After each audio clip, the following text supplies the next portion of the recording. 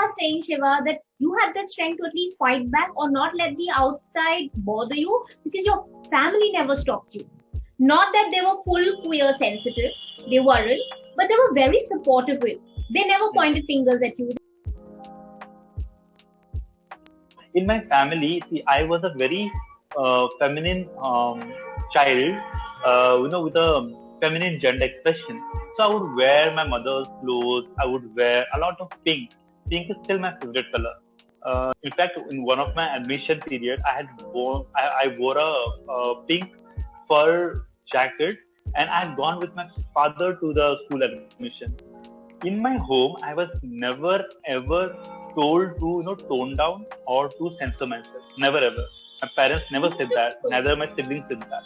But people around me said that. When I would go to play, especially cricket, it was a traumatizing thing. I'm very bad in playing cricket. I still don't know the game of cricket. So all these masculine sports were traumatic for me. I also somewhere had to fit in. But thankfully for me, and everyone in my family is into cricket. Even my sister, except my mother. Only my mother and I are not into cricket.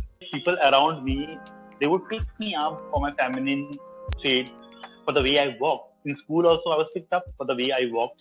And I faced that especially directly from cis women than men. Men would talk out behind my back, not in front of me, because I was the kind of a person who didn't take it lying down. I was not a victim. In the last 2 minutes, I have heard you say, Sasha, when people said things, of course I felt bad, but then I knew these are not my friends. That's the person. Now you are telling me people were scared of telling me things on my face. Of course, they must have done so behind my back, but people were scared of telling me things on my face because they knew I would give it back to them. Where did you find this courage from? Because a lot of us, especially from the LGBTQ plus community, we have this complex and we are so scared. Where did you find this strength within? To not let the outside affect you, even though you were scared, to give it back to people. I think I would find that strength from. I would give a lot of credit to my family for that.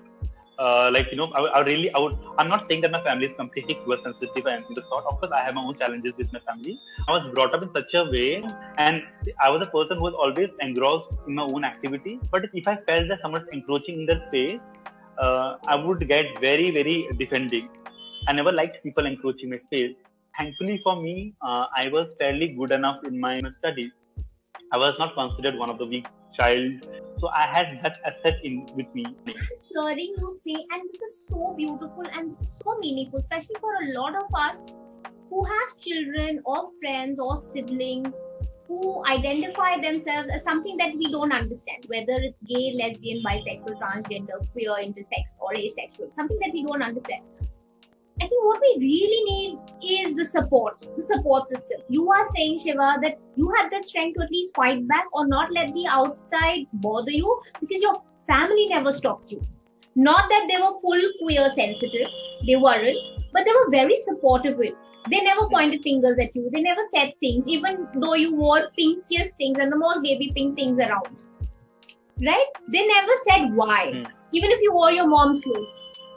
And I think that kind of love and support, just being there and not pointing fingers and putting us down from ones that we love, I think that's what builds us and that's what keeps us together, even if the whole world is laughing at us. I think that's very important. So if you are listening, if you have a friend, family who identifies themselves as someone from the LGBTQ community, please try to stand with them. Even if you don't understand it right away, show them the support.